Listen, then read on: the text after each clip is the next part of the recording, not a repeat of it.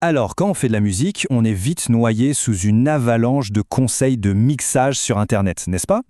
Le truc, c'est que, beaucoup de ces astuces se contredisent. Pire, certaines sont complètement à côté de la plaque. Et c'est comme ça que naissent des mythes, des fausses croyances qui nous font perdre un temps fou, de l'argent et qui, au final, peuvent vraiment saboter nos morceaux. Voilà, la question est posée. Toutes ces règles d'or qu'on entend partout, est-ce que ce ne seraient pas en fait des pièges, des trucs qui nous empêchent d'avancer? C'est exactement ce qu'on va décortiquer aujourd'hui. On va s'attaquer à 7 de ces mythes, un par un, pour enfin se libérer et surtout pour que nos prods sonnent mieux. Bon, première grande catégorie de mythes, les outils et le matos. Vous savez, cette petite voix qui nous dit que la solution à tous nos problèmes de son se trouve à un clic d'un nouvel achat. Ah, celui-là on le connaît tous. Le fameux mythe du plugin magique. L'idée qu'il suffirait de claquer une petite fortune sur le dernier plugin à la mode pour qu'un mix amateur se transforme comme par magie en tube. Ou alors on voit ces tutos avec des chaînes de 20 plugins sur une seule piste et on se dit « Ah, c'est ça le secret !» Eh bien non. Mais en réalité, c'est tout l'inverse. Quand on regarde les vrais pros, on se rend compte qu'ils utilisent souvent des techniques super simples. Ils n'ont pas 5000 plugins, ils en ont une poignée, mais ils les connaissent par cœur. Le vrai secret, il n'est pas dans l'achat, il est dans l'écoute. Savoir écouter et savoir quand ne rien faire. Parce que souvent, le less is more, ça marche vraiment. Et voilà le cousin germain du mythe précédent. Cette croyance tenace qu'un son pro, un vrai, est impossible à atteindre sans le micro à 2000 balles, le préampli qui coûte un bras ou le dernier plugin qui émule une console vintage introuvable. Et là, ça résume tout. Le vrai game changer, ce n'est pas le prix du matos, c'est la compétence. On peut, et je pèse mes mots, obtenir un son totalement pro avec les plugins de base de son logiciel. Oui, les fameux stock plugins que beaucoup ignorent. Le secret, c'est juste de passer du temps avec, de les connaître sur le bout des doigts, de vraiment comprendre ce que chaque bouton fait. Alors là, on touche à un mythe qui a la peau dure. L'idée qu'un DAW, notre logiciel de prod, aurait un son. On entend tout le temps ça, Logic sonne plus chaud, Pro Tools est plus punchy. C'est faux, archi faux. En fait, tous les DAW modernes, au fond, ils font la même chose. Des maths. Des additions très très précises. Le son, il ne vient pas du logiciel, il vient de nos choix, de nos instruments, de nos traitements.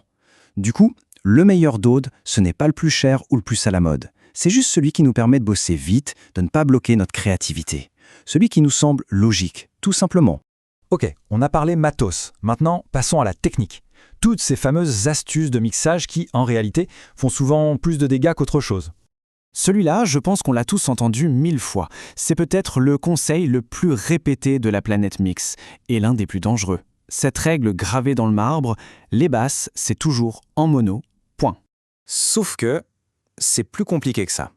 Oui, les toutes basses fréquences, le sub, disons en dessous de 60 ou 70 Hz, c'est souvent une bonne idée de les garder en mono pour avoir un son propre et solide. Mais regardez cette zone, entre 60 et 150 Hz.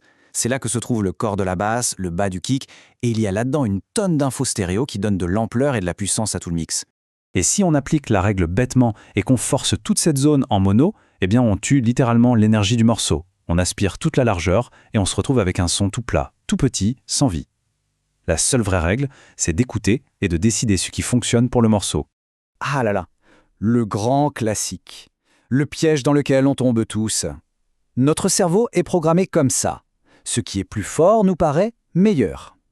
C'est un biais psychoacoustique tout simple, mais qui nous pousse à faire des choix terribles, à sacrifier la qualité juste pour gagner en volume. Et pour comprendre pourquoi c'est un problème, il faut parler de dynamique. Oubliez le jargon technique. La dynamique, c'est la vie de votre morceau. C'est le punch, c'est l'émotion. C'est la différence entre un paf et un paf. C'est l'impact du kick, le claquement de la caisse claire. Sans dynamique, la musique ne respire plus, elle est plate.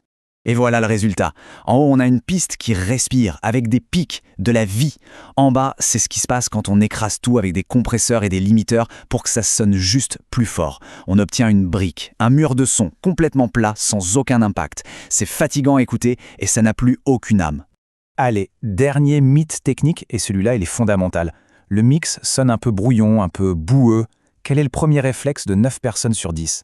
Hop, on prend un EQ et on monte les aigus pour ajouter de l'air, de la brillance. Et ça, c'est une erreur qui coûte très très cher, monumentale même. Pourquoi ? Parce que non seulement ça ne règle pas le vrai problème, mais en plus ça en rajoute un. Le son devient agressif, criard, bref, inécoutable. Non, le vrai chemin vers la clarté, c'est l'inverse. Ça ne vient pas de ce qu'on ajoute, mais de ce qu'on enlève. La première étape, c'est de nettoyer. On prend un EQ et on va chercher cette boue, cette zone un peu carton entre 200 et 500 Hz où tout s'entasse. Et on fait le ménage, on crée de l'espace. Et seulement après, une fois que c'est propre, si c'est encore nécessaire, on peut ajouter une petite touche de brillance dans les aigus. C'est la cerise sur le gâteau, pas l'ingrédient principal. Bon, on a vu les outils, on a vu la technique, maintenant on arrive au boss final, le mythe des mythes, celui qui ne concerne pas un bouton ou un plugin, mais notre état d'esprit, notre façon de penser la musique. C'est la croyance qui soutient toutes les autres. T'inquiète, on arrangera ça au mix. Qui ne l'a jamais dite? Qui ne l'a jamais entendu? C'est le mensonge le plus confortable du monde de la prod. L'idée que le mixage, c'est une sorte de baguette magique qui va transformer une prise de son moyenne ou un arrangement bancal en un chef-d'œuvre. La dure réalité, la voici. On ne veut pas faire d'un âne un cheval de course. Le mixage ne crée rien. Il ne fait que révéler, amplifier et sublimer ce qui existe déjà. Si à la base les sons sont mauvais, l'arrangement est bancal ou l'enregistrement est raté, aucun ingé-son, même le meilleur du monde, ne pourra sauver le morceau. C'est impossible. Et ça, c'est peut-être la chose la plus importante à retenir aujourd'hui.